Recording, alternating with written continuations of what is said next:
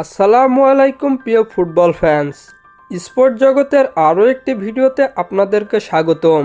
সর্বশেষ Real Madrid তাদের শেষ ম্যাচে কোপা দেল রে শেষ 16তে আলবেসেতের বিপক্ষে মাঠে নেমেছিল রিয়াল মাদ্রিদ। সেই ম্যাচটিতে অবশ্য 3-2 গোলের হার নিয়ে মাঠ ছেড়েছিল রিয়াল মাদ্রিদ।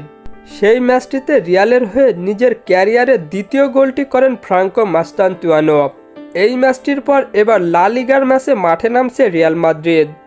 আজকে এই ভিডিওতে আলোচনা করব লা লিগায় রিয়াল মাদ্রিদের পরবর্তী ম্যাচটি কবে কাদের বিপক্ষে অনুষ্ঠিত হবে তা নিয়ে।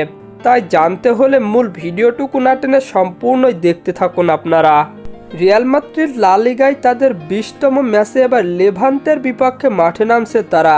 বর্তমানে লা লিগার পয়েন্ট টেবিলে 19 ম্যাচ শেষে 45 পয়েন্ট নিয়ে পয়েন্ট টেবিলের দ্বিতীয় স্থানে রয়েছে রিয়াল মাদ্রিদ।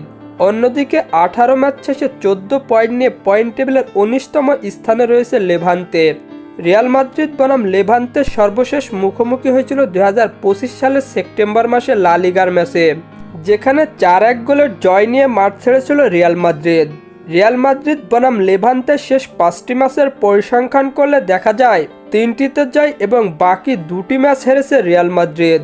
অন্যদিকে 1টিতে জয়, 2টিতে ড্র এবং বাকি 2টি ম্যাচ হেরেছে লেভান্তে। তাই সাম্প্রতিক ফর্ম বিবেচনায় লেভান্তের থেকে অনেক গুণে এগিয়ে রয়েছে রিয়াল মাদ্রিদ।